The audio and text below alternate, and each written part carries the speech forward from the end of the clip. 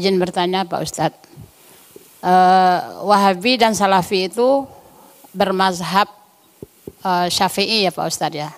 Hambali dan anti mazhab ada dua, ada yang Hambali, ada yang anti mazhab. Oh, tapi kenapa Salafi dan Wahabi ini menolak bid'ah hasanah? Padahal itu kalau mazhab Syafi'i dan Ibnu Taimiyah itu sangat menegaskan terhadap bid'ah hasanah itu Pak Ustadz. Contohnya kita memperingati Maulid, terutama di sekolah-sekolah, kebetulan saya guru. Jadi kalau di sekolah itu seandainya kita tidak memperingati Maulid, ini kita bisa bayangkan untuk generasi-generasi yang akan datang apa yang akan terjadi. Anak-anak tidak mengenal lagi idolanya seorang nabi, itu nabi terakhir Nabi Muhammad SAW. Dalam Maulid itu kan nanti akan anak-anak akan mengetahui bahwa bagaimana perjuangan Rasulullah pada zaman dulu, bagaimana dengan para sahabat-sahabatnya. Tapi kalau seandainya itu dikatakan bid'ah, tentunya ini sangat disayangkan sekali, karena ini adalah merupakan pegangan anak-anak kita, generasi akan datang untuk di masa yang akan datang. Karena sekarang ini dengan perkembangan teknologi gadget sekarang, anak-anak kalau disuruh mencari sendiri tentang bagaimana perjuangan Nabi pada masa lalu, para sahabat dan segala macamnya, mereka sekarang ini lebih tertarik barangkali dengan tokoh-tokoh idola penyanyi dari luar, dari Korea dan sebagainya. Ini bagaimana menurut pendapat Pak Ustadz? Terima kasih. Assalamualaikum warahmatullahi wabarakatuh. Ya, Wahabi menolak bid'ah hasanah itu bagian kesesatan mereka. Namanya aliran sesat, metodenya ya keliru-keliru memang. Dan betul kata Ibu, kalau gak ada maulid Nabi bahaya. Apalagi masa sekarang, orang gak kenal sama Rasulullah SAW. Bahwa Rasulullah itu Nabi terakhir, bahwa syariatnya itu merevisi syariat Nabi sebelumnya, dan menghapus masa berlakunya syariat Nabi sebelumnya. Itu kalau gak ada maulid, bahaya. Ingat kejadian beberapa hari yang lalu. Ada tokoh agama lain berkunjung ke Indonesia. Apa yang dilakukan sebagian orang?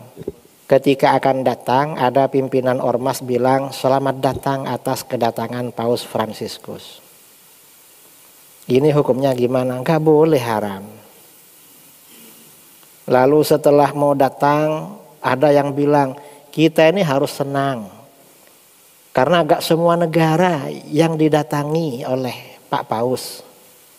Karena Pak Paus biasanya tinggalnya di laut. Ikan paus atau ke sini misalnya. Itu ikan paus Tuan Guru. Ya, artinya apa? Ini kan gak boleh begitu kan. Yang ketiga, lalu dia diundang ke masjid. Loh, kok diundang ke masjid? Gak boleh. Yang boleh itu kalau cuma berkunjung. Kalau ada non-muslim datang ke masjid gak apa-apa. Lalu setelah masuk ke masjid, dia disambut dengan alunan bacaan Quran. Gak boleh lagi. Baca Quran itu bagus untuk momen-momen yang bagus. Kalau untuk momen-momen yang makruh atau haram, maka gak bagus. Misalnya mau minum, ini sunnah baca Al-Quran. Bismillahirrahmanirrahim. Karena ini bagus, penting. Tapi kalau momennya makruh seperti mau rokokan, baca bismillah, maka makruh. Bismillahirrahmanirrahim. Biar barokah rokoknya misalnya. Makruh.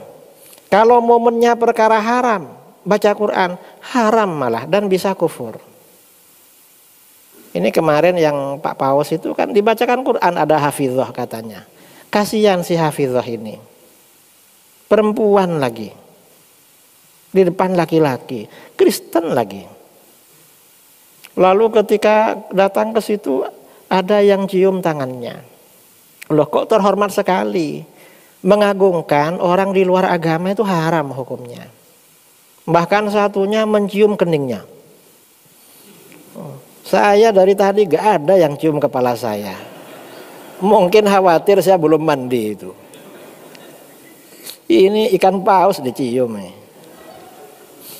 Kalau mencium tangannya pengikut agama lain atau keningnya dengan keyakinan atau dengan harapan dapat barokah, malah kufur, murtad. Karena barokah selain dari pintu agamanya Rasulullah sudah ditutup. Rasulullah Nabi terakhir. Berkah ini melalui pintu Rasulullah atau orang-orang soleh atau ulama dari umatnya beliau. Kalau ulama tokoh dari luar agamanya tutup sudah, gak ada pintu barokah, pintu kualat itu, pintu azab sudah ditutup. Lalu ada yang apa? Pakai seragam merah putih, pakai apa di kepalanya itu? Sinterklas. Nggak boleh itu, apalagi di masjid.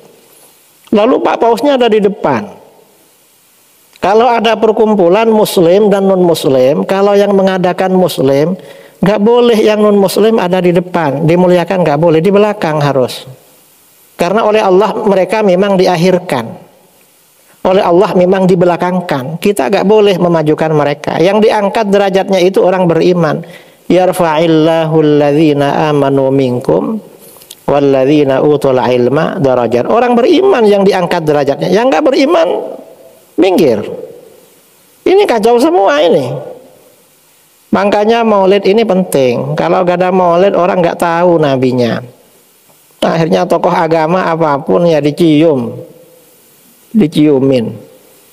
Malah ada yang ngantar sampai ke Papua sana itu. Ada sebagian ikut ngantar. Lah apa ikut ngantar? Saya gak pernah diantar kemana-mana. Ya bukan minta antar lah, tapi ya terlalu caper, terlalu lebay sekarang ini. Ini bahayanya ya, bahaya. Memang ya Allah, ini bulan Maulid kok malah Habib Umar gak pernah diperlakukan begitu. Padahal beliau ya tokoh muslim lah, alim, dai, Syekhul Azhar, kayaknya gak diperlakukan gitu. Baru sekarang ini yang entah apa ini. Ya mudah-mudahan kita ini gak dapat balak ya. Begini ini takut ada balak bagi bangsa kita. Kalau ada hal-hal mungkar begini saudara, takut azab, balak dari Allah turun pada kita. Na'udzubillah min dzalik. Ini pentingnya kita merayakan maulid agar gak orang tuh tahu nabinya. Kalau tahu nabinya, siapa saja yang harus dihormati di dalam Islam. Pertama Rasulullah SAW, lalu para sahabat, lalu keluarganya, lalu para ulamanya. Tidak ada ulamanya orang kafir dihormati, gak ada. Itu urusan mereka. Dan saya kira orang Kristen atau Paus gak minta diundang ke Istiqlal. Orang Islam aja yang lebay itu. Wong mereka punya acara sendiri. Sampai yang di TV itu kan azan dihentikan kemarin, enggak? Dihentikan. Padahal Kristennya gak minta itu. Cuma kadang-kadang yang muslim yang lebay, sok toleran.